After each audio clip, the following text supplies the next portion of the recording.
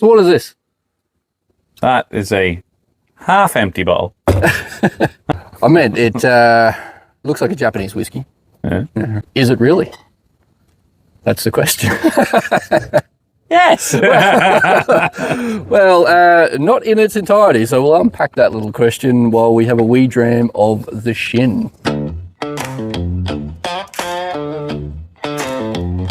Well, as we said, we're not exactly full of this bottle. We had a special guest on our other channel, Night On The Scotch, our TikTok live. We had a special guest. We've named him Mad Matt. brought this little number along. And this is what I love about whiskies. Like, I've never met this guy before. Shows up with a bottle of whiskey. Right. We all shared it. We all had a great time. We all, talked about what it tasted like, and it's a good little, icebreaker, right? Oh yeah, we enjoyed it. Yeah. And which is it was made extra funny because we had to be careful what we said on the TikTok live because you can't actually advertise alcohol. Yeah, exactly. So, and we thought we'd crack this out and do a proper review on it 100%. for Matt's sake and for everybody else. So yeah, we'll fire this the Shin up. Yeah, as I said, Japanese whiskey, class as Japanese whiskey, right? So I'll cover a little bit of this stuff. Ken Usami. Founder of Shinobu Distillery. I hope I'm pronouncing all this right. Apologies. I can correct you on the Irish ones. I can't correct you on the Japanese ones. So Japanese friends when we need them. Yeah. Niigata, Japan. All right.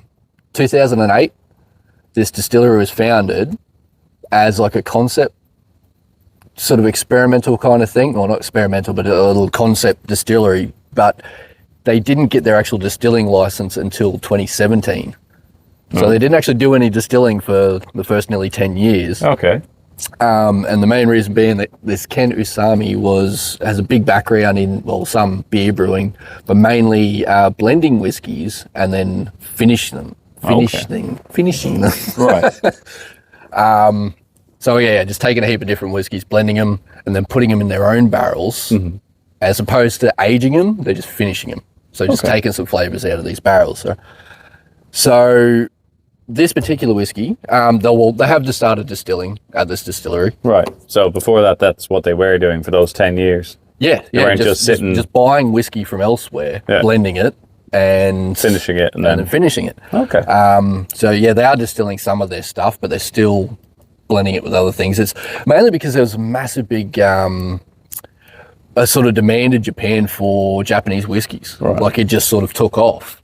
But as you know, with the whiskey, like it's got to age for something good, especially with Japanese stuff. Like they like things to be done right. 100%. So just in their culture. So you look at 8, 10, 12 years of this stuff sitting on a shelf. When there's a big demand for it, you need it now. Yeah. So there were a few of these sort of distilleries that popped up where they were just importing other whiskies pre-made and then finishing them in more traditional Japanese sort of finishes. So that's where this whole idea that is this actually Japanese whiskey, because this is a blend of, I can't find any information on how many whiskies or where from, but whiskies from around the world.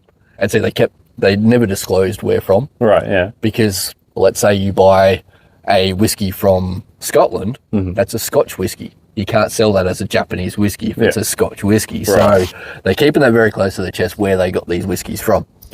Oh, well, it's definitely a mix of malt. So 50% malt whiskies and 50% grain whiskies. Right. It's about all the information we can find on that. So obviously grain whiskies, that's going to give it a lighter, sort of more cleaner, lighter, sort of crisper whiskey to begin with. The malt's going to give it a bit of flavour. But then they've run this through ex-bourbon barrels. Okay. So you're going to get a bit of caramel and vanillas and all the rest of it. And then ex-Oloroso sherry barrels, which we've had. That's a popular one. Yeah. They're very well sought after that. So that gives it quite a finish. Like, as we said, we have had a wee tipple of this already, and we did find some flavour. Yeah. we do know what this tastes like, and you do get a lot of that sherry influence in that. Yeah. All right, so the unique thing about this whiskey is after the bourbon and the sherry barrels, it gets placed in something called Mizunara, a Japanese oak. Okay. One of the rarest timbers in the world. So this oak, it takes a good 200 plus years to grow, big enough to be able to use for coopering, for making barrels, where in context, like American oak's like 80 to 120 years. Right. But yeah, this Japanese oak takes over 200. The thing's full of knots. It's twisted. So you don't get much out of any one single tree. So you got to use twice as many trees. Yeah. They grow twice as long. They're a pain in the ass to work with. Yeah. And yeah, they're a big issue. So they are rare, but apparently they impart some awesome flavors into it. Mm-hmm. So, and it's, from what I can gather, very Japanese. Primarily a Japanese thing, okay? So you're not going to find these flavors through a lot of any other whiskies from around the world.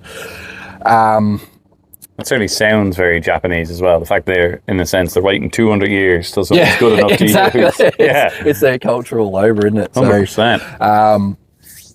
And one thing with it's a very porous wood too. So we've spoken about angel share before. Yeah. We'll explain what that is. So with the liquid inside the barrels, it will, as the wood expands and contracts, it sucks the liquid in and then pushes it back in the barrel. But over time, it sort of leaches its way out into the atmosphere and sort of evaporates. Mm-hmm. Being a very porous wood, a lot of that happens. Right. So they call it angel share. It's a sealed barrel. Nothing should be able to get in or out. Mm-hmm. But when you open it several years later, there's less in there than what you put in there. So it's like, angels must have taken them. Yeah. So, now, what I want to do is, I didn't realize this the first time we had it, but after finding out what flavors this Japanese oak imparts into this whiskey, it's kind of mind-blowing. I picked it up, I smelt the bottle this afternoon and picked it instantly. So have a little smell of that. Okay. And there's a hint of sherry there. Yeah. It's a very sweet smelling thing, which I think is what we said on the night in question. Yeah. It's sweet, it's sherry, there's a bit of fruit or dried fruit that's in your sherry. Get a bit of that bourbon influence there too. There's no burn, it's not heavy, it's not hitting the nostrils hard. It's sweet, it's smooth. Yeah. Now, reset your palate. Another little trick. You got to reset your palate, give your elbow a sniff. Did you Google this? Or are you just... Professionals do it. We are recording this on the 1st of April, people. Just bear with me here. All right. Yeah. I was waiting for the gotcha there. It's legit, I swear. I'm not quite getting it as strong now, but now, think before you smell it, think incense. Incense. You're burning incense? Yeah. Smell. All right. It's all I can smell now. You get that? Yeah, maybe a little bit. Yeah. When the first time we had this, like you're sort of recognizing flavors, but you just can't put a name to it. You just can't think of where you're getting that. Right. Front load your brain with something like that. I say incense, you smell, thinking you cop it. You just absolutely... Well, it's a bit harder for me because I avoid the smell of incense and chemically candles as much as I possibly can. Right? That's this Japanese oak. So that imparts incense flavors, sandalwood, like very temple-like smells. So if you've ever been to, any sort of Asian temples. Temple-like smells. It's like you're worshipping the body. But it's absolutely there. Very unique. Like it is very again, nice. now knowing where these flavors come from, purely from that wood, it's such a unique thing. Yeah.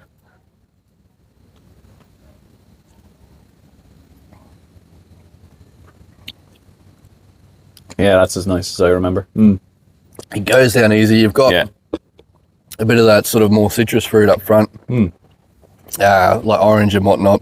The back end is definitely that sherry. You find that tail end very sherry, very tannic, very tannic. Just that feel to it. But yeah, it's definitely got that incense and woody sort of taste all the way through. Yeah. I think I can agree with that. I think, I mean, and maybe say like a little hint of honey, just a touch. But I'm not as experienced as yourself. Yeah, no, you're onto it. Like it's not a super sweet honey. No, but it's like honey, if you took the sugar out kind of thing. Like an element of it there. Yeah, just a little. 100%. Yeah.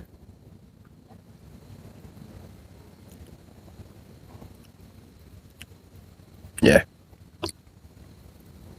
Very smooth, very pleasant. Nice. Yeah. So, again, if you want to compare something like this to your more standard Japanese whiskies, as in distilled whiskies, they are much more refined and cleaner, and just done so much of a lighter level. There's something like this. This has got a bit more boldness to it as far as Japanese whiskies go. But you can probably put that down to whatever they've mixed in to blend it. Exactly. More so. Exactly. That's sort of where I was going with it. Yeah. So you can sort of tell that it's not primarily a Japanese whiskey in the way that Japanese portray their whiskies. Yeah. But it is obviously very influenced by them. As I said, you get that temple-like aroma. Yeah. and they've obviously put their style into it and their techniques into that as well. But sitting as a Japanese whiskey, it's not the same as the rest, but it's definitely, it's those, so I'm just coming back to that. You can almost, what would you call it, the cask layering. You can almost taste each cask as it goes down, right? You sort of get that bourbon up front. Yeah, and then, as you say, the sherry at the back. Yeah, and that Japanese through the back. It's very layered, isn't it? So it's just coming back to me now. Well, you see, even though they haven't distilled it, you can tell they've obviously worked at it. They've put the effort in. They're aiming for a certain taste. Yeah, as I said, the founder has a big background in blending, so he knows what he's doing. It's entirely possible he took a more harsh Scotch and he's blended it with something lighter. That's potential. And that's why it tastes that bit different from the likes of the Nika that we've had. Yeah, exactly. Whereas just a lot cleaner and more refined, where, as I said, this is like 50% malt whiskey. So, there could be a very dense Highland Scotch for all we know. Yeah. But then, blended with the lighter stuff. So, well, I'll ask that to you, and I want to ask this to the audience. So, what would you think matters more to finding a good whiskey? Is it the distillation, or is it how it's finished? I think that's a really good debate. That's a good debate. That's certainly something you could put up there. And whiskey reviewers the world over would probably have their own opinion. Yeah. I'm going to go ahead and say, though, I'm going to come down somewhat in the middle. I'm going to say, it depends on the whiskey itself, I would say, and it depends on what you're aiming at, largely. So whether or not the distillation or the blending or the finish, as you say, is more important, depends on what you're going for, because which was it the Redbreast we had, where it blends the ingredients together in the prior to distillation. And then others they blend after the fact. Yeah. It's the same sort of deal. They're going for a specific taste. Yeah. And so but then I haven't articulated that very well, but I get what I'm saying. Could you take what turns out to be a terrible whiskey and finish it in a way that it becomes good?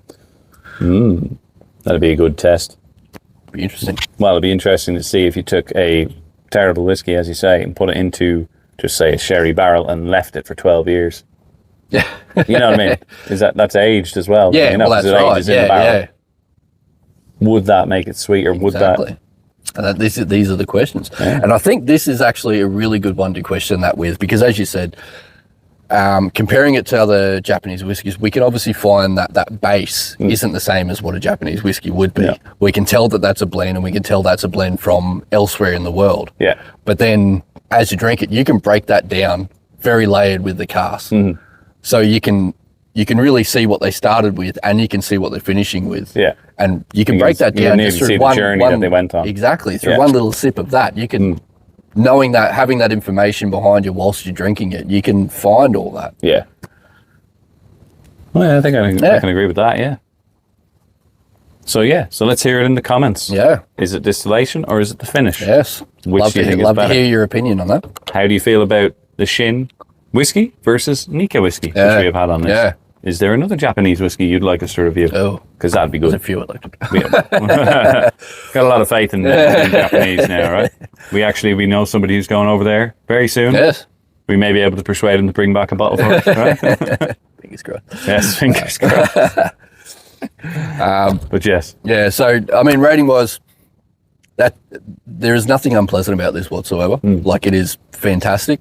I don't think it's quite hitting the home runs that some other absolute pearlers we have do hit. Yeah. But yeah, I'll just give that a nice easy 3. I think, because that's, you know, I would never knock back a glass of that. No. But given the option, there's some other ones I'd probably grab first. But, and I mean, personal opinion, I'm not a super big fan of such a sherry finish on it. It just gets a bit tannic, and you're sitting on a couple of glasses, just can get a bit much. But that's personal opinion. People obviously love it because the Olorosa sherry is a big hitter for a lot of. It's a popular choice. Exactly. We've had a few whiskies now that seem to have used that particular barrel. 100%. So be interesting to see what their newer stuff, the stuff they've actually distilled, tastes it'd be like. interesting. Yeah, It'd be very interesting. Yeah. So your rating? Well, I think I'll agree with you on a 3 because I still remember the Nika one, and I was definitely quite fond of that one. Yeah, you know. Yeah, especially comparing that to another Japanese whiskey, it definitely doesn't hit the same marks as Japanese whiskies do. No, but as you say, there's nothing bad about that. It's pleasant in its own right. Yeah, 100%. Yeah. So, thank you, Matt. And yes, thank you, Matt. Yeah, and please come back on the live. All right. Thank Cheers. you. That's the Shin.